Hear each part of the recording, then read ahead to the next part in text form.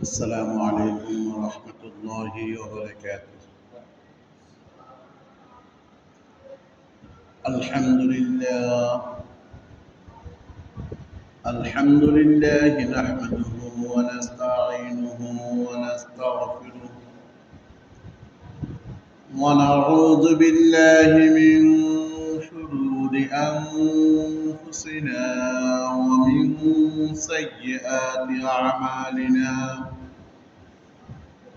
من يهده الله فلا مضل له ومن يضلله فلا هادي له. ونشهد أن لا إله إلا الله وحده لا شريك له. ونشهد أن محمدًا عبده ورسوله صلى الله عليه وعلى آله وأصحابه وبارك وسلم. فقد قال الله تعالى في القرآن المجيد والفرقان الحميد: أعوذ بالله من الشيطان الرجيم. بسم الله الرحمن الرحيم. يا أيها الذين آمنوا لا تأكلوا الربا أضعافا مضاعفة واتقوا الله لعلكم تفلحون. صدق الله المولانا العظيم. وقال رسول الله صلى الله عليه وسلم: لا يدخل الجنة جسد غزي بالحرام، أو كما قال عليه الصلاة والسلام. اللهم صل على محمد وعلى آل محمد كما صليت على إبراهيم وعلى آل إبراهيم إنك حميد مجيد. اللهم بارك على محمد وعلى آل محمد كما باركت على إبراهيم وعلى آل إبراهيم إنك حميد مجيد. بلغ العلا بكماله، كشف الدجى بجماله، حسنت جميع خصاله. صلوا عليه وآله. بلغ العلا بكماله، كشف الدجى بجماله، حسنت جميع خصاله. صلوا عليه وآله. আলহামদুলিল্লাহ, আল্লাহ তাআলার দরবারে লক্ষ কোটি শুকরিয়া যে আল্লাহ রাব্বুল ইজ্জত আমাকে এবং আপনাদেরকে আল্লাহ তাআলার অসংখ্য বান্দা থেকে যাচাই বাছাই করে আল্লাহ তাআলা সপ্তাহব্যাপী তাহার নাজ নেয়ামত ভোগ করায়, সপ্তাহব্যাপী সুস্থতা রেখে, সপ্তাহব্যাপী নানান রকমের মুসিবত, নানান রকমের দুর্ঘটনা থেকে হেফাজত করে আল্লাহ তাআলার মাসের মধ্যে সর্বোত্তম মাস, সর্বফজিলতের মাস এবং আল্লাহ তাআলার নিকট দিনের মধ্যে সর্বোত্তম দিন, সর্বফজিলতের দিন, সর্বনেককারের দিন জুমার দিন এবং আল্লাহ তাআলার নিকট আসমানের নিচে জমিনের উপরে সর্বোত্তম জায়গা মসজিদে আসার, বসার, কিছু কোরআন ও হাদিসের আলোচনা করার, কিছু কোরআন ও হাদিসের আলোচনা শোনার তৌফিক দান করেছেন। সেই জন্য আমরা সবাই ওই মহান রব্বুল আলামিনের দরবারে অন্তরের অন্তরস্থল থেকে একবার কালিমাতুল শুকর আদায় করি, আলহামদুলিল্লাহ। তারও সাথে সাথে তারও হাবিব রসুল পাক সাল্লাল্লাহু আলাইহি ওয়াসাল্লামের রওজা মুবারকে লক্ষ কোটি দরুদ ও সালাম পেশ করছি। সবাই বলি সাল্লাল্লাহু আলাইহি ওয়াসাল্লাম।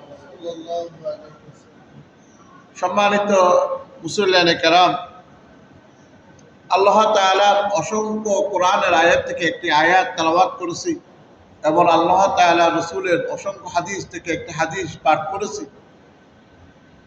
এই হাদিস এবং কোরআনের আলোকে আল্লাহ তাআলা সুদের ভয়াবহতা, সুদ খাইলে কি ক্ষতি, সুদের সাথে সম্পৃক্ত থাকলে তার ক্ষতি কি, পরকালের ক্ষতি কি, ইহকালের ক্ষতি কি, এ নিয়ে আল্লাহ সাহেব আজকে কিছু আলোচনা করব। আল্লাহ তাআলা আমাকে আপনাকে সবাইকে আমলের নিয়তে শোনার তৌফিক দান করুন। আল্লাহ তাআলা কোরআনের মধ্যে বলেন, فَإِن لَّمْ تَفْعَلُوا فَأْذَنُوا بِحَرْبٍ مِّنَ اللَّهِ وَرَسُولِهِ। আল্লাহ তাআলা কোরআনের মধ্যে বলেন, তোমরা যদি সুদ বর্জন না করো, যদি সুদের সাথে সম্পৃক্ত থাকো, সুদের কারবারকে ছেড়ে না দাও, তাহলে আল্লাহ তাআলা বলে বিহারবিন মিনাল্লাহি ওয়া রাসূলিহি, তাহলে তোমরা অবশ্যই আল্লাহ আল্লাহ রসুলের জন্য তোমরা আল্লাহ রসুলের সাথে যুদ্ধের জন্য প্রস্তুতি থাকো। নাউযুবিল্লাহ। আল্লাহ তাআলা কোরআনের মধ্যে সুদের এত ভয়াবহতা আমরা দেখি। দুনিয়ার মধ্যে আল্লাহ রসুলের সাথে যুদ্ধ যারা করছে বা যুদ্ধের লিপ্তর মধ্যে যারা হয়েছে, সব আল্লাহ তাআলার সৃষ্টির মধ্যে কাফের, ইহুদি, মুনাফিক, মুশরিকরা। তো আল্লাহ তাআলা এই আয়াতের দ্বারা এটাই বুঝাইলেন, যদি তুমি সুদের কাজ না ছাড়ো, সুদের সাথে সম্পৃক্ত থাকো, তাহলে তুমিও আল্লাহ রসুলের সাথে যুদ্ধের জন্য প্রস্তুতি থাকো। নাউযুবিল্লাহ। এই সুদটা আমাদের জন্য অত্যন্ত মারাত্মক একটা বিষয়, কারণ এই সুদ আমাদেরকে জাহান্নামের দিকে ধাবিত করে। নাউযুবিল্লাহ। কোন দিকে? না, জাহান্নামের দিকে। আমরা হয়তো মনে করি দুনিয়াতে এটার দ্বারা আমরা কি হয় লাভবান হব, এটার দ্বারা আমরা ব্যবসা বাণিজ্য করব, এটার দ্বারা আমরা ঘর বাড়ি করবো, এটার দ্বারা আমরা নিজের ছেলে মেয়েকে বিয়ে দিব, একটু শান্তিতে থাকবো। না, আল্লাহ রসুল বলেন এই সুদের দ্বারা কোনো শান্তি নাই। সুদ এটা এমন একটা অর্থ ব্যবস্থা যা ধনীকে আরো ধনী করে, গরিবকে আরো গরিব করে। আপনি দেখেন, শরীয়তের মধ্যে যাকাতের একটা বিধান আছে। কিসের বিধান? যাকাতের বিধান। এই যাকাতটা আল্লাহ তাআলা এমন সিস্টেম করেছেন যে ধনী থেকে এই যাকাতটা গরিবের দিকে আসবে। কার দিকে? গরিবেরা এই যাকাতটা পাবে। তাহলে ধনী আর গরিব একটা ব্যালেন্স থাকবে, ধনীরও অভাবে থাকবে না, আর গরিব যারা তারাও একদম অভাবে থাকবে না। দুজনের মধ্যে একটা কি থাকবে? ব্যালেন্স থাকবে। দুজন দুনিয়াতে চলাফেরা করতে পারবে। এটা হচ্ছে শরীয়তের বিধান। আর আমরা যে অর্থনৈতিক ব্যবস্থা, সুদী অর্থনৈতিক ব্যবস্থা করি, এটা এমন একটি অর্থনৈতিক ব্যবস্থা যে গরিবকে আরো গরিব করি, ধনীকে আরো ধনী করি।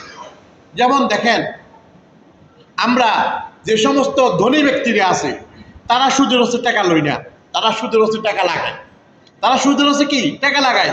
তাহলে তারা ওই লাভের অংশ দিয়ে টাকা আরো টাকাওয়ালা হয়ে যায়। আর যারা এই লাভের অংশে টাকা নেয়, তারা গরিব আরো গরিব হতে থাকে। এই জন্য এই সুদের ব্যাপারে আল্লাহ তাআলা কোরআনের মধ্যে বলেন, ইয়া আইয়ুহাল্লাযীনা আমানু লা তাকুলুর রিবা আযআফাম মুযাআফা। আল্লাহ তাআলা বলেন, হে মুমিন জাতি, সুন্দর ভাষায় আল্লাহ তাআলা কোরআনের মধ্যে যত জায়গায় মুমিন শব্দ এনেছে, তার শুরুতে ইয়া আইয়ুহাল্লাযীনা আমানু, এই সম্মানিত মুমিন জাতি, এই দুনিয়ার শ্রেষ্ঠ জাতি, এই হিসেবে আল্লাহ তাআলা সম্বোধন করে বলেছে। আল্লাহ বলেন, ইয়া আইয়ুহাল্লাযীনা আমানু লা তাকুলুর রিবা আযআফাম মুযাআফা। তোমরা চক্র বক্র হারে দুনিয়ার মধ্যে কখনো কি করো না? সুদ খেও না। চক্রবক্র মানে কি? যে আপনি টাকা দিয়ে টাকা চক্রবৃদ্ধির হারে সুদকে বৃদ্ধি করা মানে হচ্ছে আপনি টাকা দিলেন 100 টাকা, নিচে 110 টাকা নিলেন। এটা হচ্ছে চক্রবৃদ্ধির হারে কি? মুনাফা। আল্লাহ তাআলা কোরআনের মধ্যে বলেন, ইয়া আইয়ুহাল্লাযীনা আমানু লা তাকুলুর রিবা আযআফাম মুযাআফা। তোমরা এরকম চক্রবৃদ্ধির হারে কি করিও না? সুদের লেনদেন করিও না। ওয়াত্তাকুল্লাহ, আল্লাহ তাআলা আয়াতের মাঝামাঝি অংশ বলেন, এই সুদের কারবারের মধ্যে থেকে তোমরা আল্লাহকে ভয় করো। হ্যাঁ, কাকে ভয় করতে বলছে? আল্লাহ। আমরা সর্ব অবস্থায় যদি আমরা আল্লাহকে ভয় করি তাহলে আমাদের সমস্ত কাজ আল্লাহমুখী হবে। আর যদি আমাদের যে কোনো কাজ করতে যাওয়ার গিয়ে যদি আল্লাহর ভয়ভীতি আমাদের অন্তরে না থাকে তাহলে কোনো কাজেই আল্লাহ তাআলা সন্তুষ্টির জন্য কি হবে না। এই জন্য আল্লাহ তাআলা সব জায়গায় প্রায় জায়গায় বলেন যে ইত্তাকুল্লাহ, আল্লাহকে ভয় করো। যার অন্তরের মধ্যে আল্লাহর ভয় আছে সেই সমস্ত গুনাহ থেকে হেফাজত থাকবে। যার অন্তরের মধ্যে আল্লাহর ভয় আছে সেই এরকম সুদী কারবারি থেকে কি থাকবে? মুক্ত থাকবে। এজন্য আল্লাহ বলেছেন ইত্তাকুল্লাহ, তোমরা এই সুদী কারবারের মধ্যে আমি রব্বে কারীমকে কি করো? ভয় করো। লাআল্লাকুম তুফলিহুন, যদি তোমরা এরকম সুদী কারবারি থেকে বিরত থাকো এবং সুদী কারবারি করতে গিয়ে আমি রব্বে কারীমকে ভয় করো তাহলে লাআল্লাকুম তুফলিহুন, তোমরাই সফলকাম হবে। সুবহানাল্লাহ। তাহলে এই সফলতা হচ্ছে আপনি কি থাকতে হবে? নিজের পেট পরিষ্কার থাকতে হবে, নিজের লেনদেন পরিষ্কার থাকতে হবে, নিজের আহার, নিজের রুজি এগুলোর মধ্যে কোনো হারাম, কোনো সুদের কোনো আসল লাগতে পারবে না, তাহলে আপনি সফল কাম। সুবহানাল্লাহ। আমরা তো এমন একটা ভয়াবহ পরিস্থিতির মধ্যে বসবাস করতেছি যে সুদ ছাড়া কোনো কাজ করা যায় এটা আমরা এখন চিন্তাও করি না। আপনি একটা বাড়ি করবেন, একটা গাড়ি কিনবেন, একটা দোকান দিবেন, তার আগে আমরা চিন্তা করি কোন ব্যাংকের থেকে নেওয়া যায়, কোন মাল্টিপারপাস থেকে নেওয়া যায়, কার থেকে লাভের হচ্ছে নেওয়া যায়, এই চিন্তায় আপনার মগ্ন থাকে। তো আল্লাহ তাআলা যার নিয়ত যেভাবে ওই হিসাবে কি খাওয়ায়, আমাদেরকে ওই ব্যাংকে ব্যাংকে কিস্তি কিস্তি রেখে দেয়। আমরা যদি আল্লাহর উপর বিশ্বাস করে নিজে ইস্তেকামাত, যে আমি চেষ্টা করব আমার রব আমাকে দিবে, এই নিয়তে যদি আমরা অগ্রসর হই তাহলে কোনো সুদ ছাড়া আমরা সফল কাম হব ইনশাআল্লাহ। কিন্তু আমরা চেষ্টা করি না। আপনি দেখেন অনেক মানুষ আছে আল্লাহ তাআলা তাদেরকে সুদ থেকে মুক্ত রাখছে, আছে না? দুনিয়াতে অনেক মানুষ আছে, তো তারাও তো বাড়ি গাড়ি আছে, তারাও তো নিজের ছেলে সন্তানকে লাইন করে, ইস্টাবলিশ করে, তারাও তো নিজেরা চলে, কোনো তো সুদ লাগে না। আমরা কেন এত হা হুতাশ করে আমরা নিজে চলতে পারবো তারপরও সুদের ওষুধ টাকা নিয়ে ব্যবসা আরেকটা করি? কি দরকার? আপনি তো আরেকটা সুদের ব্যবসা নিয়ে ব্যবসা শুরু করলেন, মানে আগেরটাকেও আপনি হারামে রূপান্তর করলেন। এই জন্য আল্লাহ তাআলা কোরআনের মধ্যে বলেছেন যে সুদ, এটা থেকে আমরা কি করতে হবে? বেঁচে থাকতে হবে। কারণ সুদ থেকে যদি আমরা বেঁচে না থাকি তাহলে আল্লাহ রাসূল সাল্লাল্লাহু আলাইহি ওয়াসাল্লাম বলেছেন যে যেই ব্যক্তি সুদী কারবারি করবে, যে ব্যক্তি সুদী কারবারি করবে সে যেন আল্লাহ রসুলের সাথে যুদ্ধ থাকার জন্য, জিহাদ যুদ্ধের ময়দানে থাকার জন্য প্রস্তুত থাকে। নাউযুবিল্লাহ, কত কঠোর কথা! আল্লাহ রসুল এবং আল্লাহ যার বিপক্ষে চলে যাবে তার ইহকাল পরকাল দুটোটা বরবাদ। একটা আরবি মোকালা আছে, মাল্লাহুল মাওলা ফালাহুল কুল, যে ব্যক্তির জন্য মাওলা হয়ে যাবে। কে হয়ে যাবে? মাওলা। আমার উপর যদি আমার রব সন্তুষ্ট হয়ে যায়, আমার উপর যদি আমার খোদা রাজি হয়ে যায় তাহলে পুরো পৃথিবী আমার উপর সন্তুষ্ট হয়ে যাবে। সুবহানাল্লাহ। আর আমার উপর যদি আমার রব অসন্তুষ্টি হয়ে যায় তাহলে পুরো পৃথিবীর যত ক্ষমতা হোক, যত মন্ত্রিত্ব হোক, যত টাকা হিসাব বলা হোক, যতই নেতা হোক, কোনো কাজেই আসবে, কোনো কাজে আসবে না। কারণ আমার মাওলা তো আমার উপর অসন্তুষ্ট।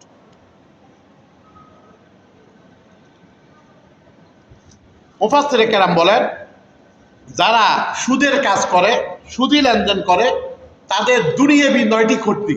কয়টি ক্ষতি? 9টি ক্ষতি দুনিয়াবি। আল্লাহ তাআলা রাসূল সাল্লাল্লাহু আলাইহি আল্লাহ তাআলা কোরআনের মধ্যে একটা আয়াতের মধ্যে বলেন যে যারা সুদ খায় কিয়ামতের দিন তারা ওই ব্যক্তির সাথে তাদের হাসর হবে যাদেরকে শয়তানের স্পর্শে পাগল হয়ে গিয়েছিল। নাউযুবিল্লাহ। যারা শয়তানের ধোঁকা পড়ে ভ্রান্ত হয়ে গিয়েছে, শয়তানের ধোঁকায় পড়ে আল্লাহর রাস্তা থেকে বিমুখ হয়ে গেছে, আল্লাহ রসুল থেকে দূরে সরে গেছে। আল্লাহ তাআলা কোরআনের মধ্যে বলেন, যারা সুদ খায় কাল কিয়ামতের ময়দানে তারাও এইভাবে কিয়ামতের ময়দানে কি হবে? উত্থাপিত হবে। নাউজুবিল্লাহ। আল্লাহ তাআলা কোরআনের মধ্যে বলেন, আল্লাযীনা ইয়াকুলুনা রিবা লা ইয়াকুমুল্লাযীনা ইয়াতাখাব্বাতুহু শাইতানু মিনান নাস। আল্লাহ তাআলা বলেন যে কাল কিয়ামতের ময়দানে যারা দুনিয়ার মধ্যে সুদ খেয়েছে তারা কি করবে? এমন ব্যক্তির সাথে তারা হাসরের মধ্যে উঠবে যারা শয়তানের কুমন্ত্রণায় পড়ে পাগল হয়ে গিয়েছিল, এই অবস্থায় তারা কিয়ামতের ময়দানে উঠবে। নাউজুবিল্লাহ। ইবেশ চিন্তা করেন, আমরা যদি এরকম নির্বোধ অবস্থায় থাকি, আমরা যদি এরকম সুদের কাজ করি, কাল কিয়ামতের ময়দানে আমাদের হিসাব কি হবে? এই জন্য এটার থেকে বেঁচে থাকা খুবই দরকার। কারণ এই জাহান্নামে আমরা শুধু, আল্লাহ তাআলা বলছেন যারা সুদি কারবারি করে তারা জাহান্নামে যাবে এবং অনন্তকাল তারা জাহান্নামে থাকবে না। আল্লাহ রসুলের আরেকটা হাদিস, আল্লাহ রসুল বলেছেন, ক্বালা রাসূলুল্লাহ সাল্লাল্লাহু আলাইহি ওয়াসাল্লাম লা ইয়াদখুলুল জান্নাতা জাসাদুন গুযিয়া বিল হারাম। আল্লাহ রসুল সাল্লাল্লাহু আলাইহি ওয়াসাল্লাম বলেন যে ওই ব্যক্তির শরীর, ওই ব্যক্তি কখনো জান্নাতে যেতে পারবে না যে ব্যক্তির শরীরের মধ্যে কোনো সুদের, কোনো হারামের কোনো বস্তু আছে, ওই ব্যক্তি কখনো জান্নাতে যেতে পারবে না। নাউজুবিল্লাহ। আমরা তো জান্নাতের মানুষ ছিলাম। কোথায় মানুষ ছিলাম? জান্নাতে। আল্লাহ তাআলা দুনিয়াতে আমাদেরকে প্রেরণ করেছেন মর্যাদা বৃদ্ধির জন্য। কিসের জন্য? মর্যাদা বৃদ্ধি। কারণ আমরা যদি আল্লাহ তাআলা সৃষ্টির পরও জান্নাত পেয়ে যেতাম তাহলে জান্নাতের মর্যাদা আমরা বুঝতাম না।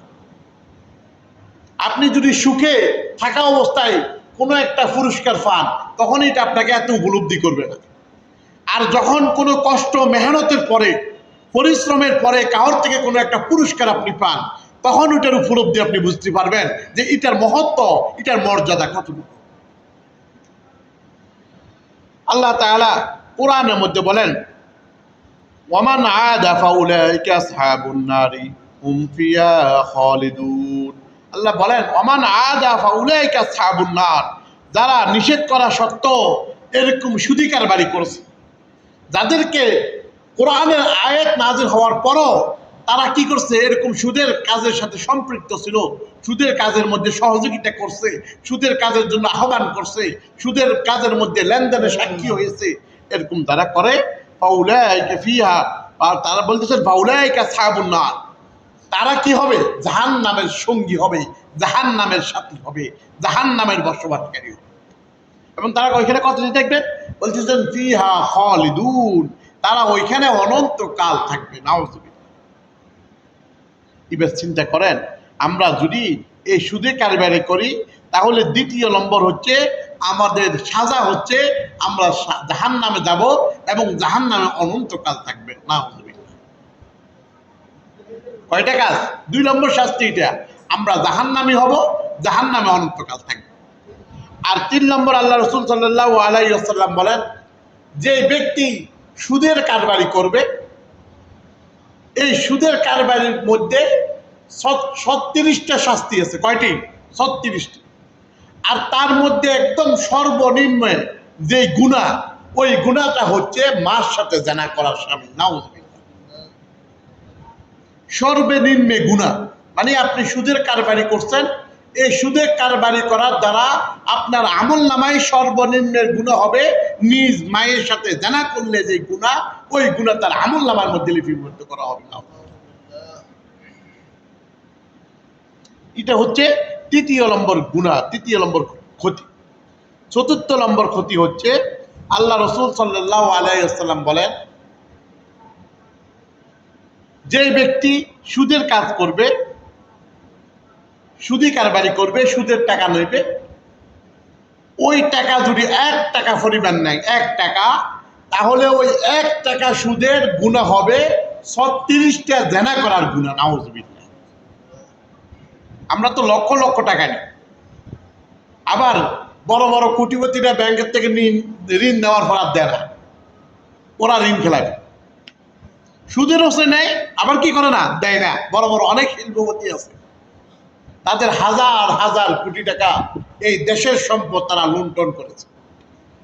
দেশের সম্পদ নিয়ে বিদেশে বাড়ি করে, আমার আপনার গরিবের টাকা, মাথামারি টাকা তারা নিয়ে বিদেশে বাড়ি করে, বিদেশে প্রচার করে। যাও, বলতেছিলাম যে সুদের টাকা নিলে যদি 1 টাকা নেয় তাহলে 36টা জানা করার গুনাহ তার আমল নামা লিপিবদ্ধ করা হবে না। এবার আমরা কত শত কত হাজার টাকা নিয়ে, এটা হচ্ছে 3য় নম্বর গুনাহ। 4র্থ নম্বর গুনাহ আর 5ম নম্বর গুনাহ হচ্ছে আল্লাহ তাআলা রাসূল বলেন যে তার ফ্যাটের মধ্যে সাপ দংশন করতে থাকবে। নাউযুবিল্লাহ, কি থাকবে? সাপ দংশন করতে থাকবে। আল্লাহ রাসূল সাল্লাল্লাহু আলাইহি ওয়াসাল্লাম বলেন, আমি যখন মেরাজে গেছিলাম আমি দেখছি একটা মানুষ, কিছু কিছু মানুষ দেখছি অনেক বড় বড় ফ্যাট, এমন ফ্যাটটা যে এমন যে তাদের ফ্যাটের ভিতরে কি আছে কি চলতেছে বাইরে থেকে সব দেখা যায়, বাইরে থেকে কি দেখা যায় সব। আল্লাহ রাসূল সাল্লাল্লাহু আলাইহি ওয়াসাল্লাম বলেন, আমি দেখছি তাদের ফ্যাটের মধ্যে সাপের থুক, সাপের কি ছিল, দলা ছিল, অনেকগুলো সাপ ছিল এবং প্রত্যেকটা সাপ তাদেরকে দংশন, ওই ফ্যাটের ভিতরে কি করতেছে, দংশন করতেছে, কামড়াচ্ছে। আমি জিব্রাইলকে বললাম, ইয়া জিব্রাইল, এই সমস্ত ব্যক্তিদের এই শাস্তি কেন? তখন জিব্রাইল আমাকে বলেছে যে এই সমস্ত ব্যক্তি হয়েছে ওই সমস্ত ব্যক্তি যারা দুনিয়ার মধ্যে সুদি কারবারি করছে, সুদের টাকা লেনদেন করেছে, সুদের আদান ফাদান করেছে, এই জন্য আল্লাহ তাআলা তাদেরকে এরকম শাস্তি দান করেছে। নাউযুবিল্লাহ। আল্লাহ রাসূল সাল্লাল্লাহু আলাইহি ওয়াসাল্লাম বলেন, 6ষ্ঠ নম্বর শাস্তি হচ্ছে আল্লাহ তাআলা কাল কিয়ামতের ময়দানে যারা দুনিয়ার মধ্যে সুদি কারবারি করবে তাদেরকে রক্তের দরিয়ার মধ্যে হাবুডুবু খাওয়াবে। নাউযুবিল্লাহ। রক্তের ফুজের নদীর মধ্যে তারা কি করবে? হাবুডুবু খাবে। আল্লাহ রাসূল বলেন যে আমি যখন মেরাজে গিয়েছি তখন দেখতেছি একটা রক্তের দরিয়া, ওইখানে মানুষ মাঝে হাবুডুবু খাচ্ছে, সাঁতার কাটতেছে, কুলে আসার জন্য চেষ্টা করতেছে। কুলের মধ্যে দেখছি কিছু ফেরেশতা পাথর নিয়ে দাঁড়িয়ে আছে। কি নিয়ে? পাথর নিয়ে। যখন ওই মানুষগুলা সাঁতরাইতে হাবুডুবু খেতে খেতে নদীর কুলে আসতেছে, আসার সময় যখন মানে কুলে উপরে উঠে যাবে, এই অবস্থায় যখন হয়ে যায় তখন ওই কুলের ফেরেশতারা তাদের মাথার মধ্যে পাথর নিক্ষেপ করে। এবার তারা আবার নদীর মাঝখানে চলে যায়, আবার তারা হাবুডুবু খেয়ে খেয়ে আবার কুলের দিকে আসে। কুলে যখন আবার আসে আবার ফেরেশতারা পাথর মারে, আবার সেই ওই নদীর মাঝে চলে যায়। আল্লাহ রাসূল জিব্রাইলকে বলল, ইয়া জিব্রাইল, এই সমস্ত শাস্তি কেন? তখন আল্লাহ রাসূল সাল্লাল্লাহু আলাইহি ওয়াসাল্লামকে জিব্রাইল বলতেছে, ইয়া রাসূলুল্লাহ, এই সমস্ত ব্যক্তি আপনার ওই সমস্ত উম্মত যারা দুনিয়ার মধ্যে আল্লাহ তাআলার কোরআনের আয়াত নাযিল হওয়া সত্ত্বেও তারা জানা সত্ত্বেও সুদের কাজ হারাম, তারা জানা সত্ত্বেও করেছে, জানা সত্ত্বেও সুদের সাক্ষ্য হয়েছে, জানা সত্ত্বেও সুদের কাগজ পরম লিপিবদ্ধ করেছে, এই সমস্ত ব্যক্তি আজ এই শাস্তির মধ্যে সম্মুখীন। নাউযুবিল্লাহ। সুদের কাজও করা যাবে না, সুদের সাক্ষী হওয়া যাবে না, সুদী পন্থায় চাকরিও করা যাবে না। আপনি হয়তো বলতে পারেন যে আমি চাকরি করি, এখানে কি? তো আপনার চাকরি টাকাও তো সুদের থেকে আসতেছে। কোথা থেকে আসতেছে? সুদের থেকে। এটা হচ্ছে 6 নম্বর শাস্তি। আল্লাহ রাসূল সাল্লাল্লাহু আলাইহি ওয়াসাল্লাম বলেন, 7 নম্বর 7ম নম্বর দুনিয়াবী শাস্তি হচ্ছে যে ব্যক্তি সুদের কারবার করবে ওই ব্যক্তির দুনিয়াবী আয় রুজি ঘরের মধ্যে বরকত চলে যাবে, তার ঘরে কি থাকবে না? বরকত থাকবে না। আপনি দেখবেন যারা সুদের কারবারি করে, কিস্তি নেয়, তারা একখান থেকে ঋণ নিয়ে আরেকখানে কিস্তি দেয়, মানে এই কিস্তি তাদের শেষ হয় না। যত রকম কিস্তি, কতখানে যে মাল্টিপারপাস আছে তারা সব জানে। আগে তো আমরা দেখতাম যে শুধু বান্যার দোকানে সুদ দেয়, এখন বান্যার দোকান না, এখন টাই এসিওয়ালারও সুদ দেয়। এখন আমরা মুসলমানেরও দিই। এই জন্য সুদের আমরা এমন অবস্থার মধ্যে পৌঁছে গেছি, এখন হাদিস শরীফের মধ্যে আছে, আল্লাহ রাসূল সাল্লাল্লাহু আলাইহি ওয়াসাল্লাম বলেছেন যে কিয়ামতের কয়েকটি আলামতের মধ্যে একটা অন্যতম আলামত হচ্ছে সুদের প্রচলন বৃদ্ধি পাবে। সুদের প্রচলন কি? বৃদ্ধি পাবে। আমরা এখন কতজন মানুষ আছি বুকে বল দিয়ে বলতে পারবো যে আমরা সুদের কাজ নাই, আমি কোনো সুদের সাথে সম্পৃক্ত নাই। আমরা এখন একটা ব্যবসা শুরু করতে হলে আগে চিন্তা করি যে কোথায় কোথায় থেকে সুদ দিব, কোন কোন মাল্টিপারপাস থেকে ঋণ নিব, কোন ব্যাংকে থেকে ঋণ নিব। অথচ আমরা একটা ব্যবসা করব, হক হালালি ব্যবসা। আল্লাহ রাসূল সাল্লাল্লাহু আলাইহি ওয়াসাল্লাম বলেছেন যে আল্লাহ তাআলা বরকত রহমত ব্যবসার মধ্যে 90% রাখছে। সুবহানাল্লাহ। কত পার্সেন্ট? যত নবী রাসূল দুনিয়াতে প্রেরণ হয়েছে সবাই ব্যবসা করছে। সবাই কি করছে? ব্যবসা। আল্লাহ এতই বরকত ব্যবসার মধ্যে রাখছে। আর আমরা এখন ব্যবসাকে এমন করছি একটা সুদের আড্ডাখানা বানাইছি। সুদের আড্ডাখানা। দোকানের চাপ খোলার আগে আমি সুদে কোথায় থেকে পাবো এই চিন্তায় থাকি। এই জন্য আমি যে এইভাবে চিন্তা করি, আমার খোদা আমাকে ওই চক্করে ঘুরে। আপনি যদি ইস্তেকামাত থাকতো, বিশ্বাস থাকতো যে রিজিকের মালিক আল্লাহ, রিজিকের মালিক কে? আল্লাহ। আল্লাহ আমাকে রিজিক দিবে, তাকে আমি চেষ্টা করতে হবে। সিরু ফিল আরদ, আল্লাহ বলছে তোমরা যখন নামাজ পড়বে তখন জমিনে আমার রিজিককে অন্বেষণ করো। আল্লাহ তাআলা সবসময় মসজিদে বসে রাখতে বলেন নাই। একবার ওমর রাদিয়াল্লাহু তাআলা আনহু মসজিদের মধ্যে কয়েকটা যুবক বসা অবস্থায় ছিলেন, নামাজ শেষ, তারা তার তরে বসে রয়েছে। ওমর রাদিয়াল্লাহু তাআলা আনহু একটা হাতে একটা লাঠি নিয়ে মসজিদে প্রবেশ করলেন এবং তাদেরকে বললেন তোমরা এখানে বসাত কেন? আমরা একটু জিকির আজকার করতেছি। তোমর বলল না, আল্লাহ তাআলা বলছে যে নামাজ পড়ার সাথে সাথে তোমরা জমিনে ভ্রমণ করো রিজিক অন্বেষণের জন্য। তুমি মসজিদে বসে জিকির আজকার করার দরকার নাই, তুমি রিজিক অন্বেষণ করো আর জিকির করতে থাকো। তাদেরকে পিটে পিটে মসজিদ থেকে বের করে দিয়েছে। কিসের জন্য? রিজিক অন্বেষণ, হালাল রিজিক। আর আমরা এখন 10-20 লাখ টাকার মালিক হলে বস ব্যাংকে যাই এফডিআর করে দিই, মাসে মাসে ওইখান থেকে লাভ তুলি, আমার সংসার চালে। কি সুন্দর সুদি মাঝ! কিভাবে সুদের মাধ্যমে চলে এটা? 10-20 লাখ টাকা বিদেশ টাকা আনছে বা চাকরি রিটার্ন হয়েছে পাইছে, এবার ব্যাংকে আমরা কি করি? এফডিএফ করে দিই। এটাও সুদ। আপনি মাসে মাসে যে লভ্যাংশ খান এটাও সুদ। আপনি এটা দিয়ে ব্যবসা করেন, এটা দিয়ে অন্য কোনো একটা আয় রুজির ব্যবস্থা করেন, এটাই হারাম। যাই হোক, বলতেছিলাম এই 7ম নম্বর হচ্ছে বারাকা চলে যাবে। কারণ আল্লাহ তাআলা বলছে ইয়ামহাকুল্লাহুর রিবা ওয়া ইউরবিস সাদাকা। আল্লাহ বলেছেন আমি সুদকে ধ্বংস করে দিই আর আমি রব্বে কারীম দান সদকাকে বৃদ্ধি করে দিই। সুবহানাল্লাহ।